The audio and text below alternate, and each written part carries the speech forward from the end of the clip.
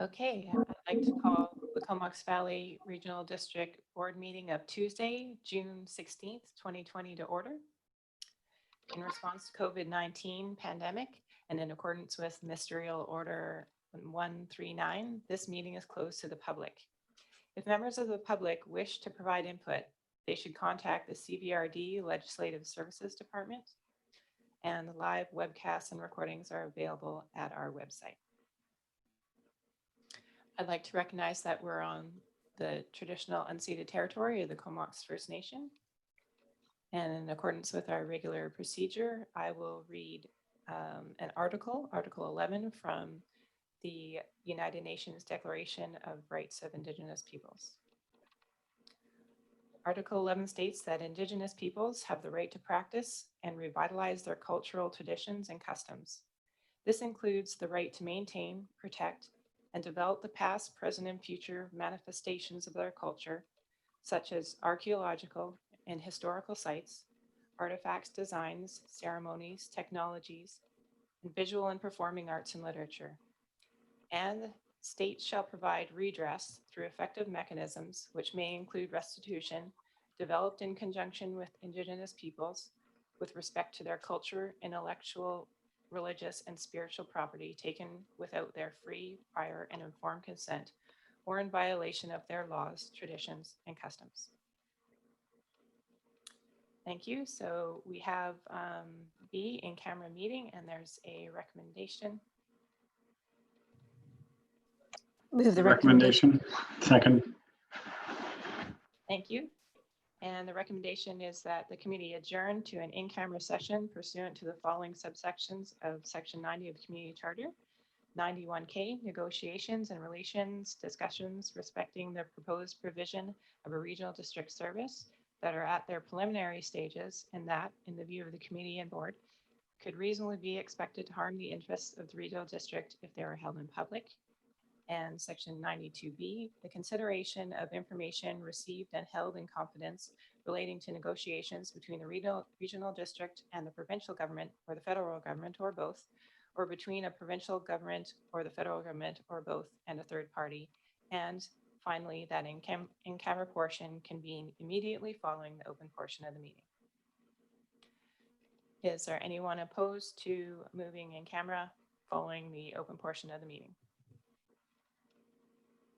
Hearing and seeing none, we'll move on to C, adoption of minutes. Move adoption. Second.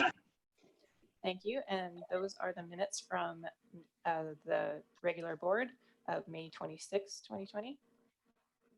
Any comments or questions on those minutes? And is there anyone opposed to receipt of those minutes?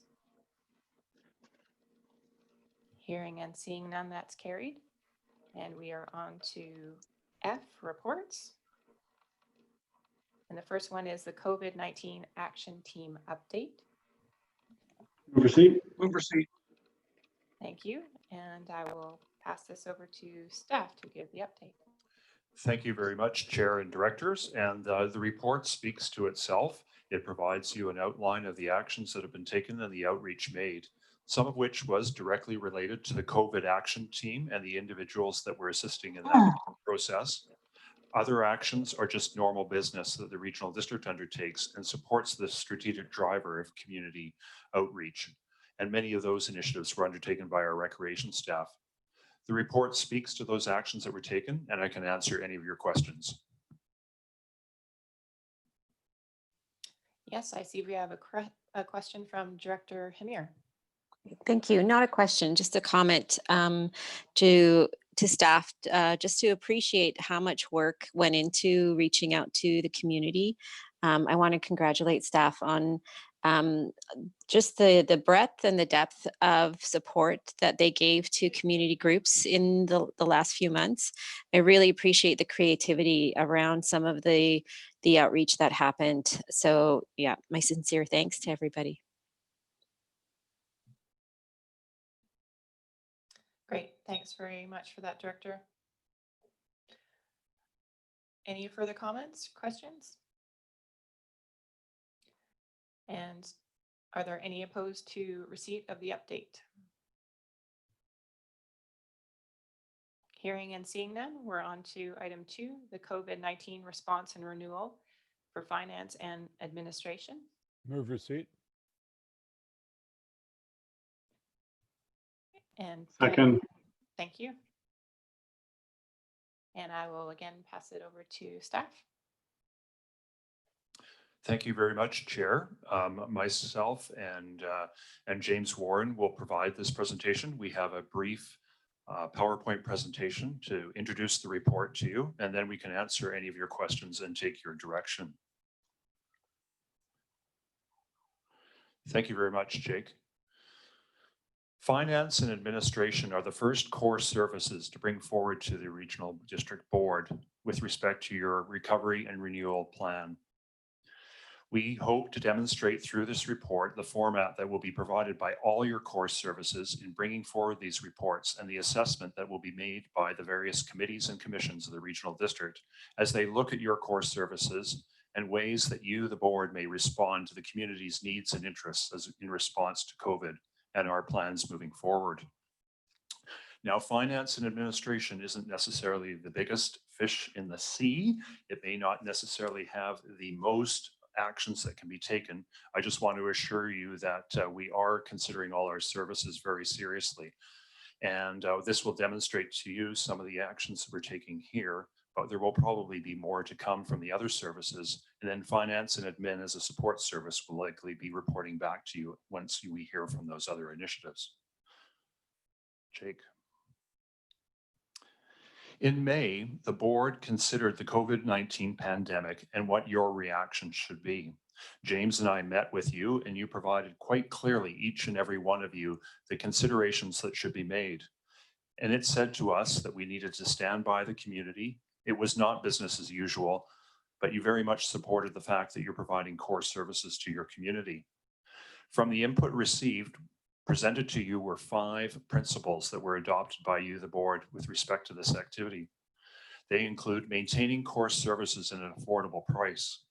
That means that each and every one of your services and the budgets that support them will be evaluated over these next months, and we will present to you ideas for potential savings. But also, you said, sustaining stable services in support of the local economy is important. Why is it important? Because the regional district is the one to provide core services. And an example of an action that was undertaken by this board in the past that illustrates support for the local economy is the commitment to implement UV protection for the water system. It was not the ultimate solution for water protection. That involves the water treatment project. But what that did is that enabled this community to avoid its boil water advisories over the last 3 years. That is a huge impact to community businesses as well as individuals, and it demonstrates how your actions can support the local economy. The third principle is adapting to the changing community priorities. We recognize that these are different times. We must assess what the priorities are for our services, but also understand that we as a local government body do an incredible amount of our work with community engagement. We have to reconsider community engagement, the community's capacity to join in and be part of it, and the importance of community engagement on our services, ensure that we align with their ability to participate. The fourth principle is realigning our resources to support community renewal initiatives. You undertook that very early. You considered your grants and aid and a new process to get money out the door. You allocated new monies available to community organizations, and that helped support them. That is an ongoing principle that we will look for in the delivery of our services. And then finally, communicating clearly the actions is important. And that has been demonstrated by the chair, who has reached out to each of the chairs of the committees and the commissions, as well as your partner organizations, the Comox Strathcona Waste Management Board, North Island 911, to introduce the renewal framework and the approach that you're taking and to seek their support. This is further supported by the video series that we're providing to local government politicians in the Comox Valley. What is important and what was stated by you remains to be your core services, the 8 services that you provide, as well as your strategic drivers. Never more have they been so important. We've illustrated over the last year how those 4 drivers would help implement your budgets and your financial planning process. COVID does not change that. It just provides a lens to those drivers and our core services that ensures that we seek to achieve your principles, as I've expressed before, but we provide a new framework for delivering services. And that's what we hope to present to you over the next few days. I'll now ask James to speak specifically to our assessment of finance and administration and what is proposed. Thanks, Russell. Next slide, please, Jake. So today's presentation describes the finance and administration review and also sets the stage for the format and approach for the other CVRD's other core services, which will be considered at the July and August committee, commission, and board meetings. The chair has reached out to each of the chairs and your partners in service delivery to introduce the renewal and the lens to be given to our services. The intent of these reviews is to present work plan projects and services that embody the board's 5 principles and illustrate reasonable and responsible actions resulting in changes to service levels and possibly reduced taxation. As Russell mentioned earlier, in addition to the dates on this schedule, we expect a report to come back to the board as a follow-up to our finance and admin report.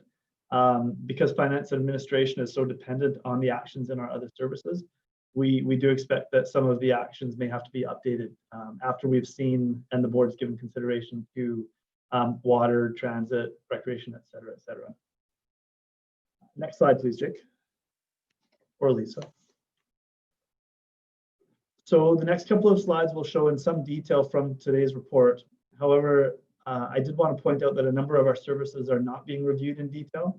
These services are either minor in scope or range in impact on the public, or they have regulatory requirements that limit the CVRD's opportunities to find change. And so you can see here that range of services, and that's in your staff report also. Next slide.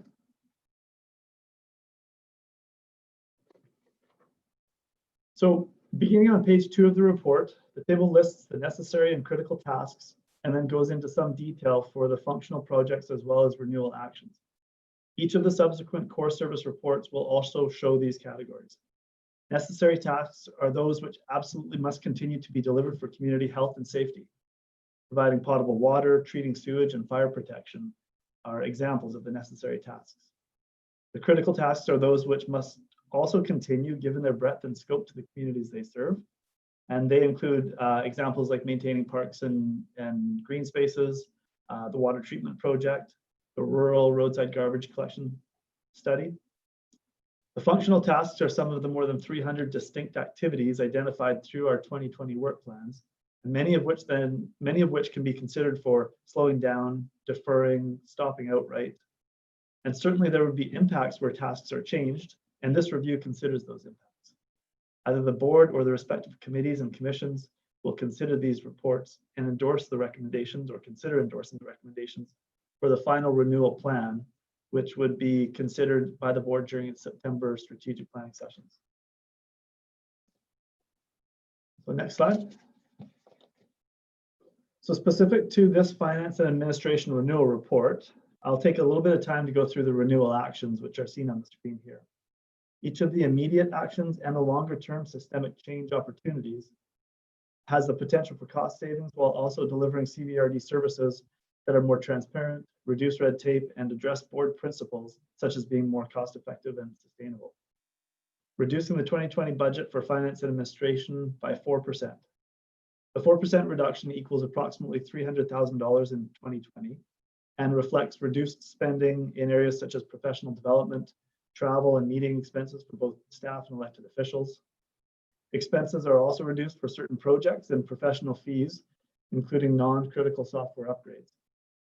Given the uncertainty over the next number of months, these values may still change. However, it is expected that similar savings will be sought for future year budgets. Effective and long-lasting infrastructure at sustainable rates. Maintaining the CVRD's critical assets, including water and sewer pipes, recreation facilities, and the landfill, is crucial to the social, community, environmental aspects of life in the Comox Valley. However, that must also be done with fiscal responsibility in mind. Over the next few months, an asset management policy will be presented to the board that describes the consistent and responsible approach to managing our assets. While the level of reserve contributions may not be known until the pandemic's economic impacts are fully understood, the policy will guide the CVRD with sound decision-making practices. Greater transparency and less red tape. Clearing administrative and bureaucratic red tape will make working with the CVRD easier for the public, its partners, and the community groups. Simple fixes such as streamlining processes will create efficiencies and allow us to focus on more urgent and important matters. Better response to crises and changing public expectations. The immediate and tangible experiences during the COVID-19 pandemic allows us to realize many changes that create a more resilient and agile organization. Understanding the pros and cons of this experience can help pave the way for developing systems that support community organizations, engage with Indigenous communities, and respond to public expectations. Assessments will be done to embed some of those experiences, such as software or hardware improvements, and enhance service delivery to the public. Public engagement being more clear, direct, and consistent. So in light of reduced public interactions during the pandemic, a greater importance is placed on engaging meaningfully on projects that matter. This needs to be a combination of in-person and face-to-face events, where and when it is safe to do so, and also using technology to host virtual town halls and video meetings. And this simply cannot be done, doing more of the regular ways of public engagement. Rather, we must take a critical view of how and why we are engaging and make it make sense. Similarly, we are considering the merits of hosting one common annual assent period for projects that require borrowing or service changes and where elector approval is required. This would allow for a dedicated message to the public, promoting clarity and consistency on CVRD actions. And then finally, coordinating and collaborating with local governments. The Regional Emergency Operations Center has shown for us the value in collaborating, whether it be with recreation staff, water and sewer operators, or procurement specialists. CVRD staff are committed to explore the increased collaborative partnerships and report back to the board on any of those opportunities by the spring of 2021 or as the opportunities are identified. And your help in promoting those collaborative opportunities at your own local governments is very important. So to summarize, finance and administration plays a key role in delivering the necessary and critical functions of the CVRD. Infrastructure plays a key role in maintaining our assets, will promote fiscal sustainability. Reducing red tape and inefficiencies will offer a better experience while reducing tax impacts. And collaborating with our partners will create significant benefits over the long term. Chair Kettler, we're more than happy to have a discussion or answer questions and take your feedback. Thanks very much for that, James. And we do have some hands up. Director Hamir. Right, thank you. Thanks, Chair, and thanks to staff. Just a question around cost savings. James, you mentioned that there could be potentially a 4% or $300,000 savings for finance and admin. And for this service specifically, is reduced taxation the only way that we would look at this savings, or do staff have something in mind of where that reduced or that saved money would it stay in the service and be used in a different way?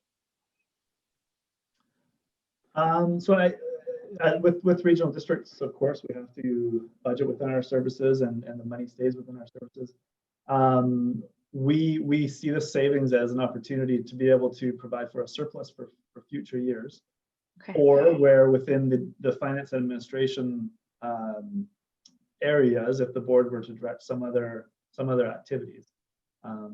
But from a savings perspective, if we can identify that and then hang on to that for future opportunity, we would certainly consider that.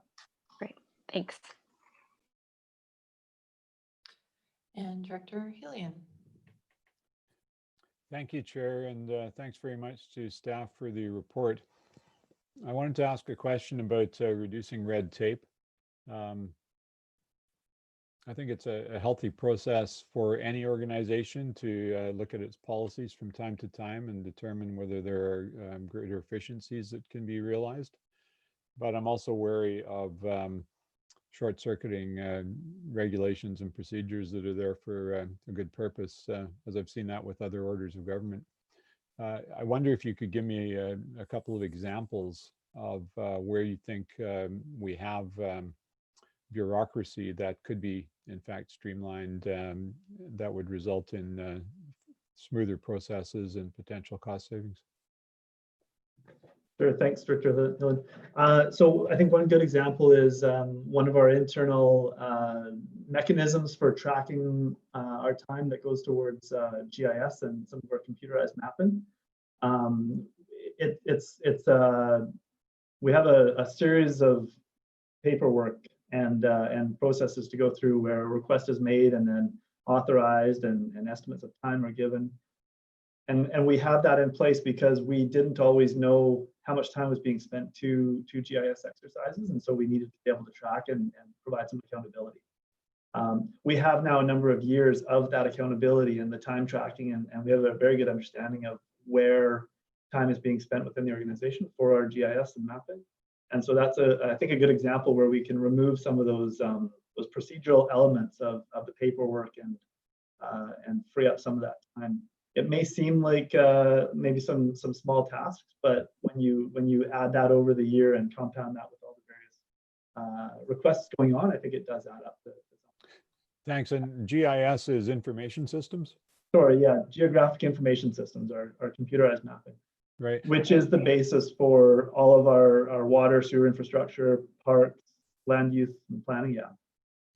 Right. So that's an internal feature. Do you have any examples that would impact residents in their dealings with the regional district?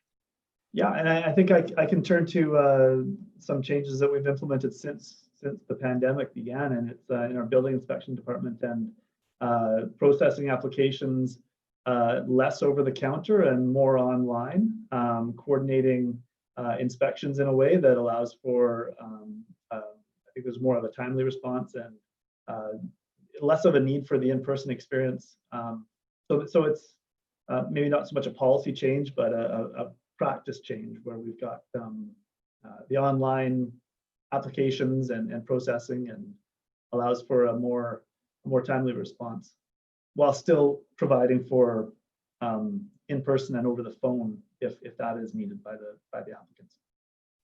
Great, thanks very much. Okay.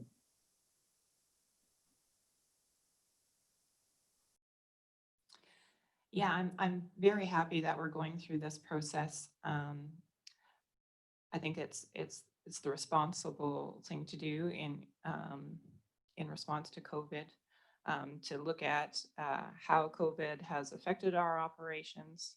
An example of that is, within finance and administration, is the reduced travel and conferences, where efficiencies can be made, and really in terms of asset management as well, and our reserves to look after those assets, versus the tax strain on residents, both current and future. So really, weighing all those things in light of COVID is really important at this point. So I thank staff for doing all the work that it takes to review all our services. So we are on receipt of the response and renewal. Is there anyone opposed to receipt? Hearing and seeing none, that is carried, and there is a recommendation. Move the recommendation. Second, Arbor. Thank you. And the recommendation is that the COVID-19 Response and Renewal Plan for the Finance and Administration Core Service, as included with the staff report dated June 12th, 2020, be approved. And further, that the plan be included in the September 2020 strategic planning session. And I'll go through the roll for this vote. Director Hamir. In favor? Director Grieve. In favor. Director Arbor. Favor. Director Frisch. In favor. Director Killian. In favor. Director Morin. In favor. Director Cole. In favor. Dr. Swift, In favor? Director Grant. In favor. Thank you. That passes. And we are on to H, new business. And the first item is ABICC Special Committee on BC Ferries. Move receipt. Second. Second. Thank you. And this is some correspondence from Director Arbor seeking board support in advocating to ABICC to reestablish a special committee on BC Ferries. Director Arbor, would you like to speak to it, or would you just like to open the floor for discussion? No, I would love to open to it because I realize not everybody is following the BC Ferries issue necessarily closely. Was that, can you hear me? Yes, thank you. Okay, thank you. So yeah, and since sending the letter on Friday, there's already been a couple of development. Both the Premier and the Minister of Transportation and Infrastructure have commented on the rounds of cuts that were proposed by BC Ferries. The Premier commented that in his view, BC Ferries was not actually acting in the public's interest. And in the terms of the Minister of Transportation and Infrastructure, she called their decision premature and unfortunate today.